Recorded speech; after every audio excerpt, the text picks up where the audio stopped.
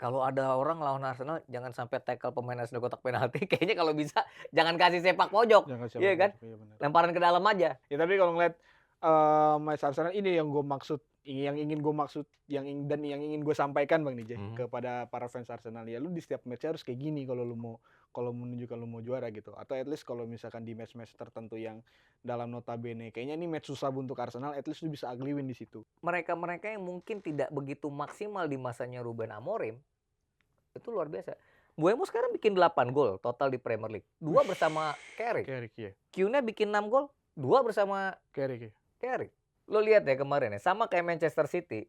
United unggul 2-0 lebih dulu.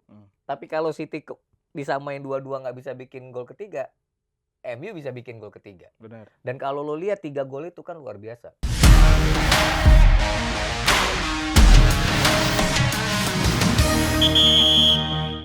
Ya selamat ya kepada tim-tim besar yang di akhir pekan kemarin mendapatkan kemenangan, karena beberapa tim besar di Inggris, di Italia dan juga di Spanyol berhasil mendapatkan dan mengamankan kemenangan. Dan itu sebenarnya untuk tim-tim besar menjadi hal yang lumrah ya. Tidak seperti tim-tim besar yang nggak dapat kemenangan di akhir pekan kemarin, dan itu akan menjadi pembahasan di halftime break kali ini. Masih bersama gue Dave Refli dan kembali berdua bersama Bang DJ. Yeay! Emang lu mau bilang Chelsea tim besar emang? Lah. Hah? Lah. Mentang-mentang menang ya kan. Menangnya juga begitu. Iya. Ya nggak apa-apa, itu mentalitas tim besar itu Bang. Iya. Cuma kalau Bayern Munchen di Bundesliga si raksasa Jerman gagal menang. Sayang sekali. Dia seri 2-2. Sayang sekali. Gitu. Barcelona, Real Madrid menang. Sayangnya Atletico nggak menang. Iya. Di Italia Inter nyaman di puncak. Dapat 3 poin tambahan. Tadi ngecek, wah ini apa namanya? Selisih 8 poin sekarang. Selisih 8 poin, tapi karena AC Milan belum main menghadapi boloknya. Ya even Milan menang pun masih beda 5 poin, Bang. Masih lumayan jaraknya. Tapi Napoli menang, Juventus menang. Kalau di Italia tuh Bologna ketemu AC Milan dan terakhir Udinese sama AS Roma. Jadi Giornata 2-3 ya kalau nggak salah itu masih ada 2 pertandingan. Kalau di Inggris, ya itu yang akan kita bahas ya di Premier League akhir pekan kemarin. Laga-laga seru. Laga seru Bang DJ. Laga-laga seru dan ya tadi kalau kita ngomongin Manchester United, ya kan, voucher menangnya belum habis. Wah, voucher menangnya belum habis, benar. Nyawanya masih banyak dia. Masih banyak. Ya tentu udah masuk ke Premier League Bang DJ, match week ke-24 sebenarnya ada di atas kertas ada satu big match. Tapi tidak ada yang meraih kemenangan, tapi itu nanti dibahas nantilah kalau udah waktunya gitu. Tapi sekarang gue mau masuk ke match pembuka dulu Bang DJ. Yes. Ini Arsenal berhasil menang telak di Ellen Road dengan skor akhir 4-0. Ya. Sesuai dengan yang lu omongin, lawan Leeds, Victor Gyökeres kembali mencetak gol Bang. Kan gue udah ngomong. Iya, nggak apa-apa gue akuin Bang. Iya. Jadi kalau gue bilang ya, tren minor Arsenal yang gagal menang di 3 pertandingan terakhir terhenti. Dan pasukan Mikel Arteta melakukannya dengan sangat baik, menang 4-0 di Ellen Road di kandang Leeds United. Dan kalau kita berkaca dengan 2 pertandingan home and away, Arsenal tuh menjadikan Leeds United sebagai lumbung golnya. Lumbung gol. Ya karena di pertemuan pertama 5-0, ini 4-0, jadi 9-0.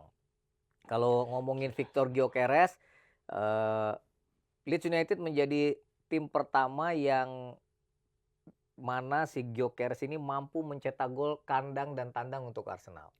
Total ada 3 gol, gue bikin cocok loginya, jadi serba 3. Jadi ada 3 gol total yang dicetak oleh Victor Gyökeres ke gawang Leeds United. Brace waktu di Emirates dan kemarin mencetak 1 gol tunggal. Bukan 1 gol tunggal, 1 gol untuk Arsenal. Dan ada persamaannya, mau laga di Emirates maupun laga di Ellen Road, Victor Gyökeres itu bikin gol ketiga buat Arsenal. Jadi waktu di Emirates, ya kan, udah 2-0 tuh. Nah, dia bikin gol ketiga. Kemarin juga gitu kan. Setelah gol kedua kan ada bunuh diri kipernya Leeds gitu kan. Ya dia bikin gol ketiga. Jadi ya 5 atau 6 gol saat ini Victor Gyökeres di Premier League. Ya Leeds United menjadi salah satu yang nyaman buat dia karena dia bisa bikin gol di kandangnya. Di kandang Leeds. Dan kandang Leeds itu juga menjadi yang ketiga, stadion ketiga di luar Emirates di mana Gyökeres bisa cetak gol. bikin gol. Jadi ada Boleh Hill nih, Dickinson di boleh. kandangnya Everton dan sebelumnya di Turf Moor Burnley. Kayak gitu. Boleh. Itu sih Victor Gyökeres Victor Arsenal. Gyökeres, iya. Tapi lepas dari situ ya Arsenal mainnya menurut gua keren sih. Dan lagi-lagi Dev, sepak pojok itu kok kayaknya buat Arsenal itu udah kayak dapat hadiah penalti gitu. Iya. Dia setiap sepak pojok bola yang dilambungkan ke lini pertahanan dekat ke kiper, baik dekat maupun jauh, Ya ke box. itu luar biasa sih. Selalu punya cara bagaimana pemain Arsenal memaksimalkan peluang itu. Iya. Jadi kayaknya kalau ada orang lawan Arsenal jangan sampai tackle pemain Arsenal kotak penalti. Kayaknya kalau bisa jangan kasih sepak pojok. Iya kan? Iya benar. Lemparan ke dalam aja kayak gitu. Ya udah hati-hati nggak bikin penalti tapi kena jadi corner. Betul. Ya tapi kalau ngeliat match Arsenal ini yang gue maksud, yang ingin gue sampaikan Bang Nijay kepada para fans Arsenal, ya lu di setiap match harus kayak gini kalau menunjukkan lu mau juara gitu, atau at least kalau misalkan di match-match tertentu yang dalam notabene kayaknya ini match susah untuk Arsenal, at least lu bisa ugly win di situ. Yeah. Gitu. Tapi ugly win Arsenal malah justru kemarin-kemarin kan berujung hasil imbang lah gitu, hasil lu nggak dapat poin sempurna gitu. Nah inilah yang harus ditunjukkan sama Arsenal gitu Bang di setiap laganya, bermain dengan sangat-sangat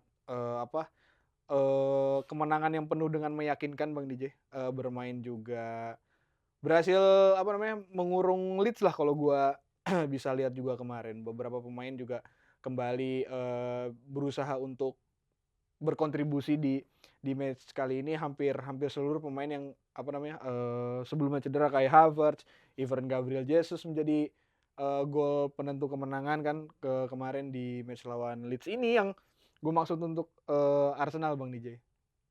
Karena memang ini sangat-sangat suntikan yang baik untuk Arsenal juga. Karena kan nanti di tengah pekan Arsenal main lagi nih Bang DJ. Ya itu mah nanti aja dibahas. Itu mah mudah kalau melawan yang tengah pekan. Tapi paling enggak gini loh. Pemain-pemain Arsenal itu kembali ke performa yang baiknya gitu kan. Mereka tahu ada tekanan dengan selisih 4 poin sebelum laga dimulai. Tidak bisa menang di 3 pertandingan terakhir, bahkan kalah di kandang sendiri menghadapi Manchester United. Tapi Mikel Arteta berhasil membuat timnya optimis gitu ya. Dan menurut gua siapapun pemain yang diturunkan Arsenal itu terlihat bahwa mereka haus untuk bisa mencapai yang terbaik kayak gitu. Termasuk Gabriel Jesus. Ketika dia hanya menjadi pemain pengganti, tapi dia berusaha untuk optimal dan dia bikin gol juga kemarin kan? Iya. Bikin gol juga, dan ini merupakan gol kedua di Liga Inggris. Lagi-lagi tuh Dev, dia bikin gol keempat aja buat Arsenal. Gol pertama dia di Premier League musim ini waktu Arsenal menang lawan Aston Villa. Itu gol keempat juga. Ini gol keempat juga. Dan ada catatan menarik, setiap Gabriel Jesus mencetak gol, tim yang diperkuatnya tidak kalah. Jadi kalau nggak salah 64 pertandingan, 59 kali menang, 5 kali seri. Jadi kalau Gabriel Jesus bikin gol, Arsenal kayaknya aman. Luar biasa. Jadi kalau menurut gua inilah mental yang ditunjukkan bahwa mereka benar-benar menjadi penantang serius. Bahkan sekarang kontrol di tangan mereka kan, di tangan mereka. Tangan dia lagi. Dan ini menjadi sebuah keuntungan sendiri. Tapi ada kabar yang kurang baik, Dev, karena jelang laga Bukayo Saka tuh cedera. Oh, cedera. Ya, jadi pas lagi pemanasan dapat kabar Bukayo Saka cedera. Nah, ini kita belum tahu seberapa parah ya cederanya, tapi ya ini tadi memasuki bulan Februari di mana bulannya cukup sakral ya kan? Iya. Nanti di tengah pekan ada di Carabao Cup, nanti ada juga di FA Cup, ada juga di 16 besar Champions League. Yeah. Dan ketatnya di Liga Inggris. Nah, kita akan lihat bagaimana Arsenal bisa menjawab persaingan di musim ini. 14 pertandingan lagi deh. Dengan keunggulan sebenarnya sudah 6 poin. Udah 6 poin. Di Premier League 14 ya, itu belum termasuk dengan match-match yang lain juga. Ya. Itu untuk Arsenal. Udah dulu untuk Arsenalnya, gue mau lanjut lagi Bang DJ ke Derby London. Chelsea menghadapi West Ham United. Iya. Kalau lu bilang tadi ini mental yang teruji, ya gue rasa semua fans Chelsea yang hadir di Stamford Bridge sudah keki aja sih waktu ketinggalan Lumayan. 2-0 kan. Termasuk juga yang nonton di layar kaca kan. Lumayan. Ini laga apaan sih kayak gitu. Iya. Ya sebenarnya yang dilihat setelah babak pertama kan tentu babak kedua Bang DJ. Ya. Ada perubahan apa yang dilakukan di babak kedua oleh Rossenior ya gitu. Dan ternyata gue mah dari beberapa match sebelumnya, bahkan mungkin dari pertengahan putaran pertama musim ini berjalan ya Bang DJ, gue tuh sama yang namanya pemain yang namanya Jamie Gittens itu nggak pernah percaya. Iya, nggak pernah. Ini orang mending ditendang aja lututnya biar nggak usah main lagi deh.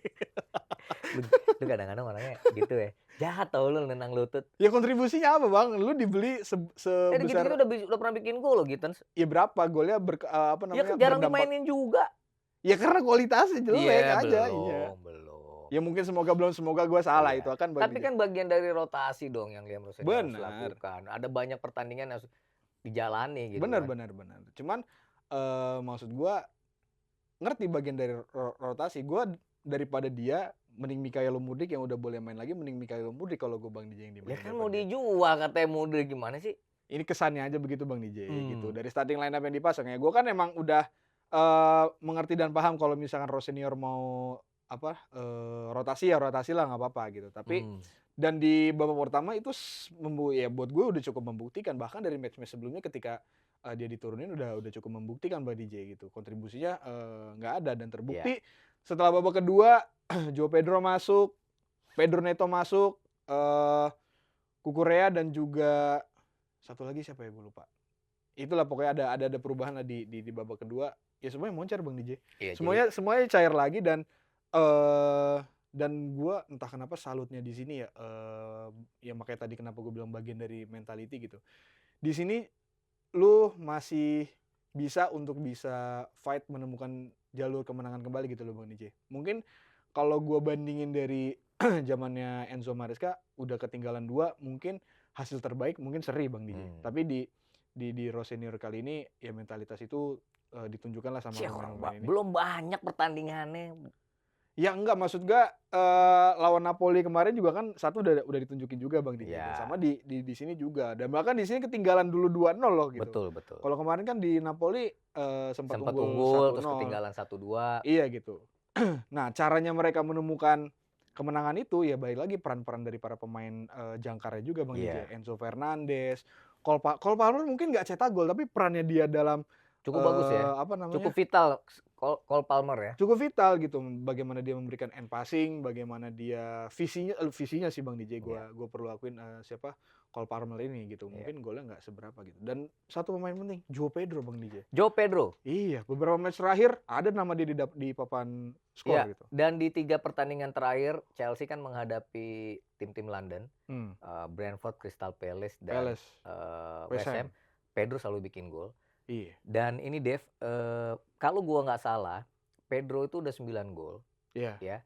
Hanya gawang Arsenal klub London yang belum dibobol. Antar nih. Ya, barangkali tengah pekan. Iya. Tapi ada yang menarik kemarin laga West Ham menghadapi Chelsea. Iya. Jadi kan katanya ada cocok gitu. Iya, jadi ini setiap West Ham ketemu Chelsea 2 pertandingan di musim ini golnya cukup banyak. Oke, ya kan? Iya benar. Kalau tadi Arsenal sama Leeds 9 gol, ini total 11 gol. Lebih banyak. Lebih banyak sedikit. Tetapi di 2 pertemuan itu West Ham selalu unggul lebih dulu. Oh iya benar. Ada Lucas Paqueta di London Stadium yang tendangannya waktu itu dahsyat banget. Dahsyat dari tengah. Nah, kemarin Jarrod Bowen. Wah, iya kan? Bowen. Jarrod Bowen yang bikin gol. Iya. Dan selalu João Pedro yang bikin gol pertama buat Chelsea. Dan selalu Enzo Fernandez yang bikin gol ketiga buat Chelsea. Walaupun kalau waktu di London Stadium ada 5 gol kan. Ada 5 gol, kemarin 1-3. Dan yang menarik, laga Chelsea West Ham musim ini 2 pertandingan itu dua-duanya dipimpin oleh 2 nakoda yang berbeda di tiap tim. Wih. Ada Enzo Maresca dengan Graham Potter. Oh, Graham Potter udah ya? Oh, iya, waktu itu Graham Potter yang pegang West Ham United di awal musim kan? Iya. Kan itu pekan kedua. Nah, ini pekan ke-24 Liam Rossenior ketemu dengan Nuno Espirito Santo. Iya. Jadi ini sebenarnya ya ada trivianya lah ya antara Chelsea sama West Ham. Tapi buat gua lepas mentalnya Chelsea teruji, ya kalau bisa jangan kebobolan duluan sampai 2 gol. Lu ketemunya West Ham, Iya tim benar. yang barangkali ya tapi West Ham juga sebenarnya kan tim yang sedang berjuang ya untuk keluar dari jeratan degradasi ya. Tapi kalau lu besok ketinggalan 2-0 menghadapi tim besar gitu, ya Nah, ini amit-amit kan sih yang menurut gua. yang perlu dan yang mesti dipantau oleh bagaimana keputusan Rose Senior dalam ya gue selalu starting line up gitu. Ada keputusan karena ini bukan pure dari keputusan Rose Senior, ada keputusan dari tim medis juga, Ya menurut gua ada keputusan dari sah-sah manajemen aja, juga. Ya which sah-sah is aja. Karena itu kan informasi dari tim medis juga melengkapi. Kalau pemain lu siap, ready, bisa main 90 menit, ya kan juga bener gitu. benar dan hasilnya ya kebobolan 2-0 duluan gitu loh. Kalau gue bilang itu kemarin tuh bagian dari rotasi. Iya. Arsenal Chelsea berusaha menyelamatkan Carabao Cup lebih dulu, makanya dia pasang pemainnya juga nggak langsung di awal. Oh ya Yang mungkin dihadapin ya. Arsenal tengah pekan. Ya, ini Iya kan? sedikit aja Bang DJ nih. Kita tadi udah bahas Arsenal, udah bahas Chelsea juga. Nanti tengah pekan akan ketemu di semifinal leg kedua Ya, Carabao Cup Bang DJ. Mainnya di Emirates, agregat 3-2 Chelsea ketinggalan 1 gol. ya kan? Ya kalau gue bilang Arsenal di atas angin. Ya biar bagaimanapun Arsenal musim ini adalah Arsenal yang luar biasa. Gue nggak tahu ya di Inggris kayaknya yang baru ngalahin dia Liverpool sama Manchester United. Iya kan? Iya benar. Koreksi gue kalau salah. Enggak, bukan Manchester. King Manchester United. Lo jangan Itulah, salah. Jangan iyalah, salah. iya kan, King Iya. Manchester United. Iya. Iya kan? Ya apakah Chelsea bisa mengalahkan Arsenal dan menyingkirkan Arsenal? Ini sebuah pertanyaan besar. Tapi buat gue Chelsea datang ke Emirates, dia harus tampil dengan sempurna di sana. Betul. Ya sekali lagi benar yang lu bilang. Siapa yang akan diturunkan? Biasanya kalau di turnamen Carabao Cup gini, pemain-pemain lapis kedua diturunkan. Tapi kalau udah ketemu Semifinal, laga-laga seru, udah di tahap-tahap akhir, pemain-pemain inti yang apalagi ngelawannya Arsenal. Iya. Sekali lagi Dave, buat gua João Pedro itu menjadi salah satu Kunci ya. Ya kartu as buat Chelsea dalam langganan. Setuju, udah. Gua kan tadi bilang sama lo ya, sama West Ham dia bikin 2 gol, sama Spurs dia bikin gol kemenangan, kemudian sama Brentford juga bikin gol kemenangan, ngadepin Crystal Palace dia bikin gol, ngadepin Fulham dia bikin gol. Napoli dia hero. Enggak, gue ngomongin London. Oh London. Iya kan? Sekarang menghadapi Arsenal, satu-satunya tim yang belum dibobol sama dia. Mungkinkah João Pedro melengkapi keperkasaan dia ketika bisa bermain membobol untuk seluruh Chelsea, tim London kan? London. Itu menurut gue penting. Tapi ya lagi-lagi bagaimana di tengah Enzo Fernandez, ya kan, Moses Caicedo itu bisa menjadi jangkar yang baik, jangkar hidup buat naik turunnya permainan di lini tengahnya Chelsea kayak gitu. Karena Arsenal lepas Bukayo Saka cedera, dia masih bisa turunkan yang lain. Benar.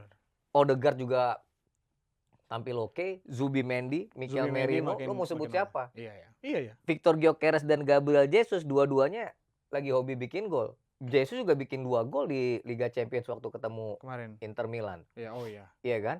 Jadi tinggal bagaimana kesalahan kecil dari lawan itu bisa dimaksimalkan oleh tim tersebut gitu.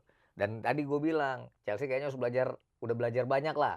Bagaimana sepak pojok itu menjadi salah satu andalan tersendiri buat Arsenal. Kalau Chelsea bisa bikin gol lebih dulu, peluang mereka untuk mungkin itu ke babak adu penalti ya ujungnya. Ya itu mungkin bisa terjadi. Tapi kalau menghadapi Arsenal dan lu ketinggalan 2 gol lebih dulu kayak menghadapi West Ham, selesai. Ya udah mending lu tidur aja biar besok lebih seger masuk kantor ya. Kalau gue sih ngeliatnya gitu. Ya so far lebih dan banyak gue juga setuju Bang DJ sama lu ya gitu. Maksudnya ngelihat Chelsea di Emirates mainnya cukup berat, apalagi rentetan catatan Chelsea sama Arsenal di beberapa musim terakhir di Emirates kan terakhir main 2021 terakhir gue nggak salah tuh di apapun ajangnya lah gitu. Jadi akan sangat-sangat berat bagi Chelsea. Yang bisa membawa Chelsea ke final hanya mentalitas mereka kalau gue bilang. Strategi mungkin nomor sekian, yang pertama ya udah pasti mentalitas lah gitu. Dan gue yakin Chelsea ada sedikit lebih unggul di situ dibandingkan Arsenal. Jadi dan di tengah pekan besok ini akan menjadi langkah pertama penutup dari quadruple Arsenal. Gitu. Jadi gue yakin Chelsea akan maju ke final. Gitu. Ya tapi kita lihat lah apakah Liam Rose Senior punya taktik dan strategi jitu untuk bisa menjungkalkan Mikel Arteta. Kalau gue lihat kan ya, Arteta kan sama Michael Carrick kan kalah tuh. Ya siapa tahu nih pelatih baru juga bawa hoki ya kan. Iya, belum ketemu kan soalnya. Iya. Udah. Chelsea sama Arsenal ketemu. Udah kan leg pertama udah sama Rossinior. Oh iya. Berarti nggak jadi menang. Sorry, maaf. Ya itulah untuk Chelsea sama Arsenal udah dibahas di Premier League dan juga yang akan main di tengah pekan di Carabao Cup semifinal leg kedua. Dan lanjut lagi Bang DJ. Liverpool.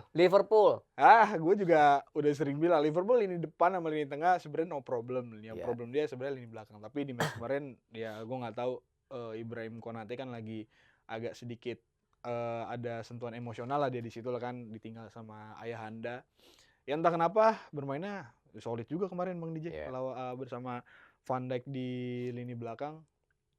Ya pendapat lu gimana tuh? Ya itu juga mental yang cukup teruji ya dari The Anfield Gangs, main menghadapi Newcastle United, ketinggalan lebih dulu lewat golnya Anthony Gordon ya kan, tapi brace cepat Hugo Ekitike di menit ke-40-an ya jelang babak pertama memastikan masuk ruang ganti, Liverpool unggul 2-1.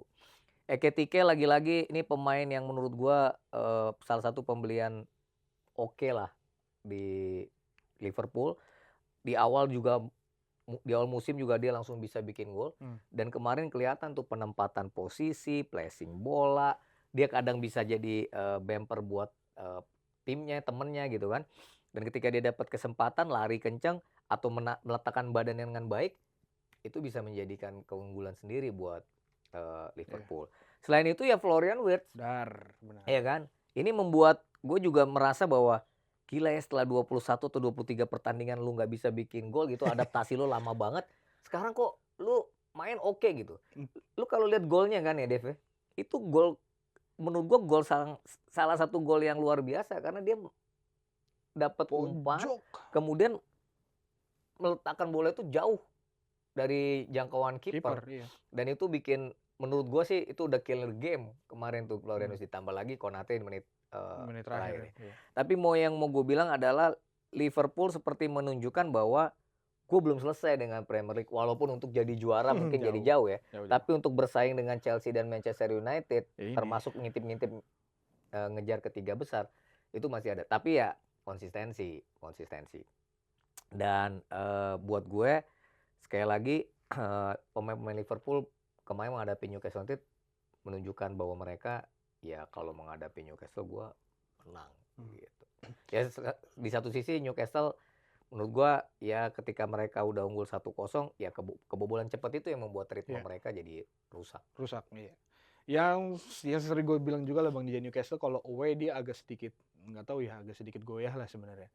Tapi kalau main di home ya luar biasa powernya. Di St. James Park ya. St. James Park ya kayak dapat doping tersendiri gitu ya. Cuman ya ngeliat Liverpoolnya ya tadi lu udah bilang Florian Wirtz bisa menari-nari loh dia di lini belakangnya. Kayak lagu menari-nari. Menari-nari di lini belakangnya Newcastle kan, satu assist 1 gol. Dan gue udah melihat hubungannya Florian Wirtz sama Mohamed Salah itu, terus juga Ekitike sama winger-wingernya juga udah baik. Tadi lu udah sebut juga sama Florian Wirtz itu udah.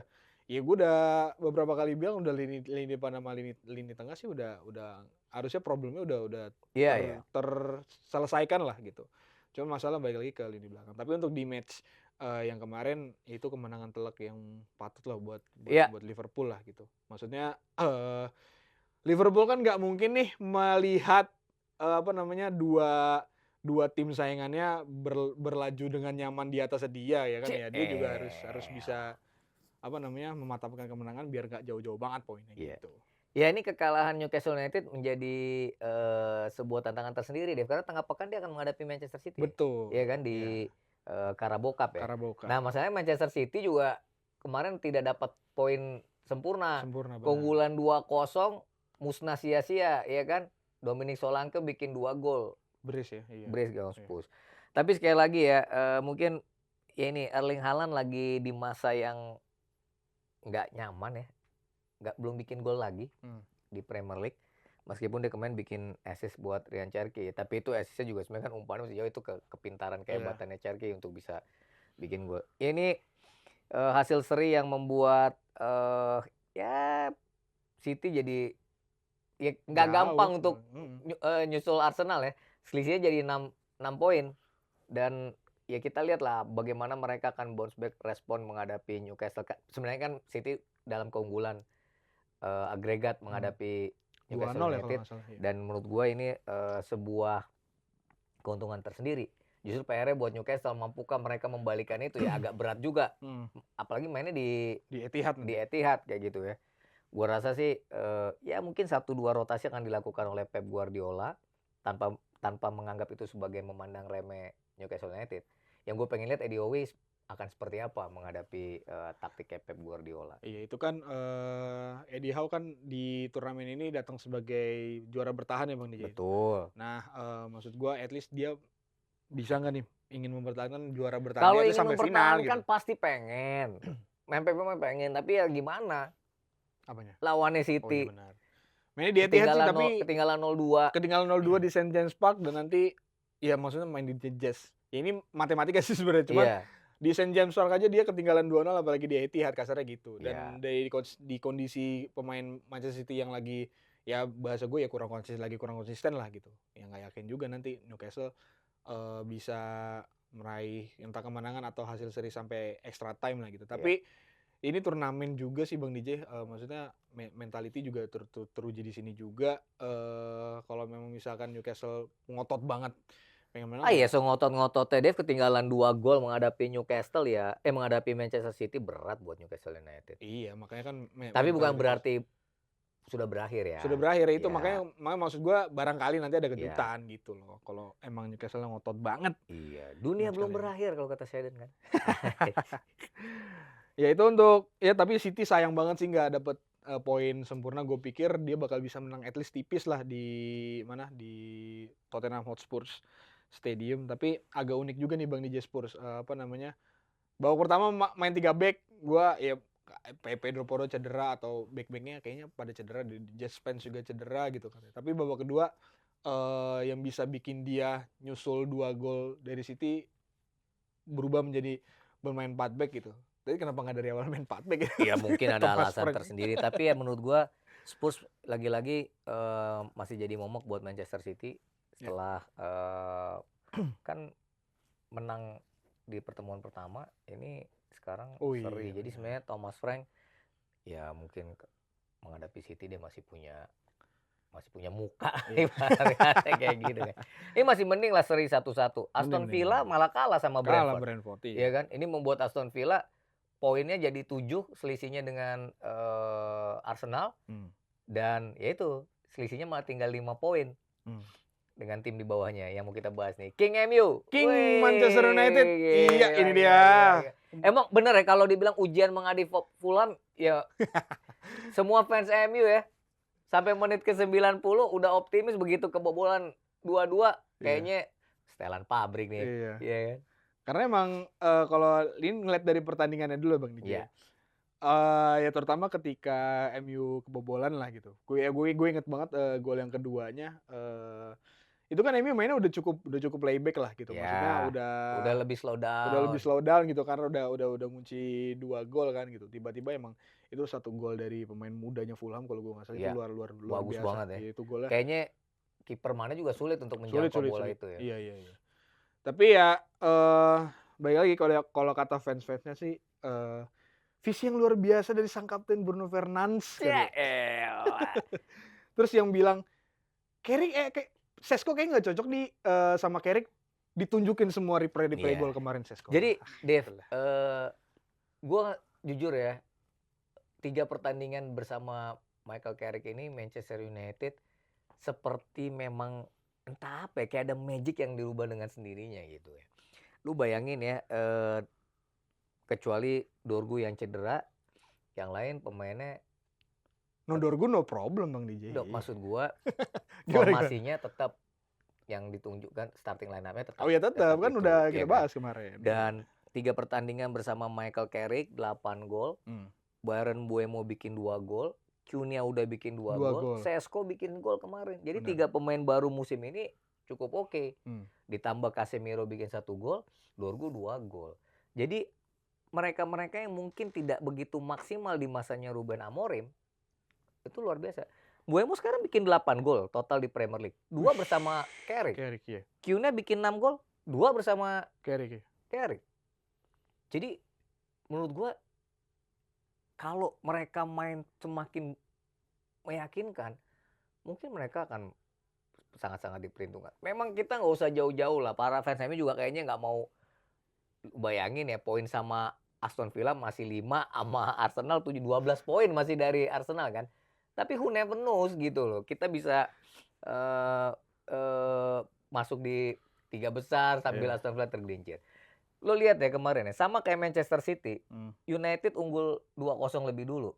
Tapi kalau City disamain 2-2 nggak bisa bikin gol ketiga, MU bisa bikin gol ketiga. Benar. Dan kalau lo lihat 3 gol itu kan luar biasa. Gol pertama set piece. Bagaimana sebuah umpan tendangan bebas Bruno Fernandes menemui kepala Kiyuna dan Casemiro dan jadi gol. Gol kedua itu open play yang luar biasa yang sudah disiapkan dengan cukup baik. Dan itu sisa Casemiro loh itu. Casemiro umpan ke Kiyuna kan? Iya. Dan lagi-lagi emang kalau makan harus dikunyah. Iya kan?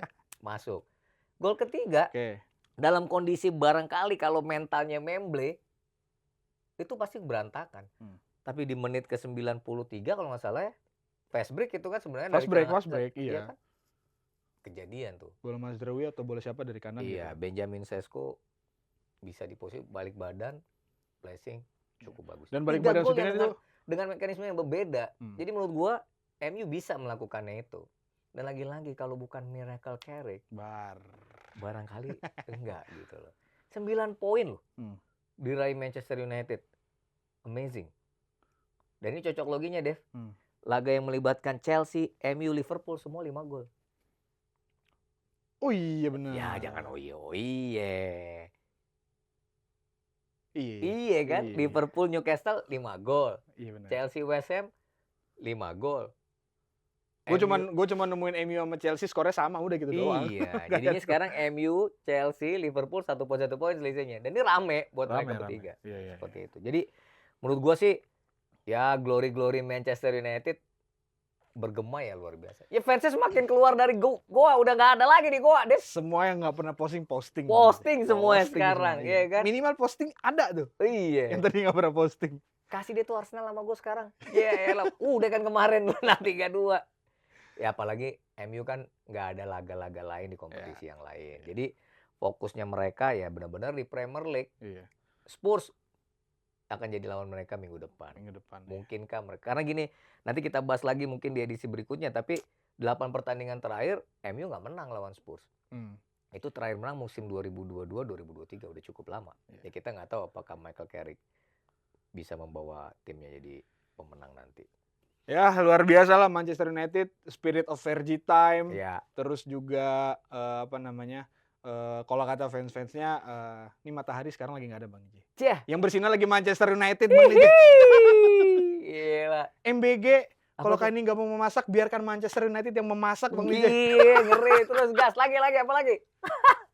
Sisa 14 laga Bang DJ. Ya. 14 laga yang belum bertemu dengan Manchester United. Iya. Kalau misalkan termasuk Chelsea belum loh ketemu.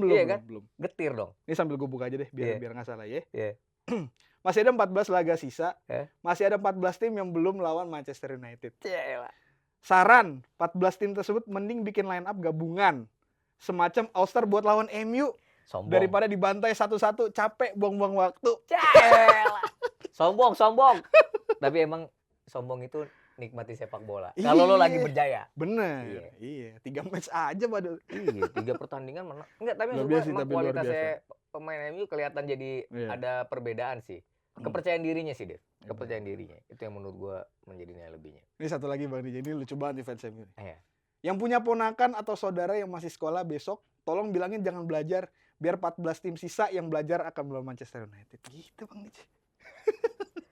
Lu kayaknya lagi merhatiin fans MU berkoar. Parah Bang DJ. Fans MU berkoar parah ya. Parah. Iya. Asli. Kayaknya, itulah. Enggak, katanya gini sih, Dev. Ya. Kalau MU bisa melakukan sesuatu sampai akhir musim, fans MU cukup banyak bertambah. Karena harusnya 13 tahun terakhir kan nggak ada fans MU nambah, orang nggak juara, iya ya bener, kan? Nggak ada pernah juara. Iya benar. Ya itulah untuk Manchester United kan jadi fans gue Lu jadi. jangan bikin MU TV di sini, Jangan, kita diomelin. Udah ada yang komen Bang DJ. Apa tuh? Menit 27 sekian MU TV. Ada yang komen Bang DJ. Udah, tenang aja. Ya tapi ya lagi-lagi ya di akhir pekan ini memang kan masih ada satu pertandingan yang kita belum. Oh iya, ada satu pertandingan. Ya udahlah. Brighton lawan Sunderland kalau nggak salah. Sunderland Burnley. Sunderland Burnley. Ya, tapi ya apapun Arsenal di puncak. Ya. Selisih 4 poin sebelum pekan ke-24 menjadi 6 poin. Kemudian Manchester United memimpin di barisan 4-5-6. Ada mereka unggul 1 poin dari Chelsea, unggul 2 poin dari Liverpool. Jadi sebenarnya kompetisi Liga Inggris ya cukup menarik hingga akhir musim, tapi kontrol memang masih di tangan Arsenal. Dev, gue mau ingetin aja, sebenarnya banyak informasi-informasi olahraga yang perlu diserap atau dibaca atau diketahui oleh sobat Halftime Break. Boleh. Itu bisa buka di kompas.id atau baca harian Kompas. Lu tahu kan tim futsal Indonesia ini lagi cemerlang ya di Piala Asia Bang Nija? Ya kalau nggak salah akan menghadapi perempat final ya Vietnam ya. Gue lupa ya. Ya di Indonesian Arena. Kalau lu punya waktu ya kan punya kesempatan ya silakan datang untuk ke sana ya. Ini siapa tahu bukan siapa tahu ya, gue percaya ini menjadi salah satu animo tersendiri kebangkitan bagi sepak bola Indonesia. Terus lu kalau mau tahu kemarin bagaimana perjuangan putra putri bulu tangkis Indonesia di Thailand Master yang membawa beberapa gelar, bahkan ada 2 diantaranya All Indonesian Final, itu bisa dibaca juga. Ada juga di tenis, salah satu turnamen bergengsi Grand Slam pembuka tahun Australia Open udah berakhir, ya kan? Indonesia lagi? Enggak. Oh enggak.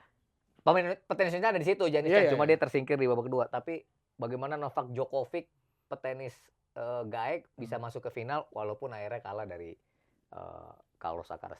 Itu berita-berita yang bisa dibaca. Itu ada semua tuh di Kompas.id. Di Kompas.id, di harian Kompas. Termasuk Liga 1 juga ada persaingan antara Borneo, Persib dan Persija untuk jadi juara di musim ini. Ya mungkin persaingannya mirip-mirip kayak ya kan? Ya ada merah, biru ya kan nomornya. Jadi dibuka, dibaca di harian Kompas maupun di kompas.id. Luar biasa memang informasi olahraga yang lengkap juga ada di Kompas.id atau di harian Kompas ya. Itu ada kolomnya sendiri nanti kolom olahraga. Dan biasanya juga ada beberapa informasi ya. Sebenarnya Liga Inggris, Liga Italia atau Liga Spanyol juga sebenarnya ada juga di situ Bang. Betul, ada semua. Ada. Iya kan? Termasuk ya kompetisi di Eropa. Benar. Tapi kalau lu pengen tahu informasi berita tentang Chelsea ya buka aja IG-nya Dev ya kan. Itu sih di situ aja cukup. Oke, itu mungkin sekian dulu ya Bang Dije dari edisi review kali ini. Tadi udah mau pakai jaket nih. Kenapa? Agak kedinginan di puncak. Oh iya, oke, siap. Ini jaket tuh, ambil aja. Oh ya sedikit aja Barcelona Real Madrid. Tadi udah mau kelar loh dikit lagi. Oke. Udah kita kelar. Barcelona sama Madrid udah menang. Iya benar. Iya kan? Yaudah. Apa yang dibahas tuh? Nanti aja kalau udah masuk babak-babak selanjutnya, ya kan? Oke, sampai jumpa. Sampai sini dulu Sobat Halftime. Bye-bye, thank you. Bye.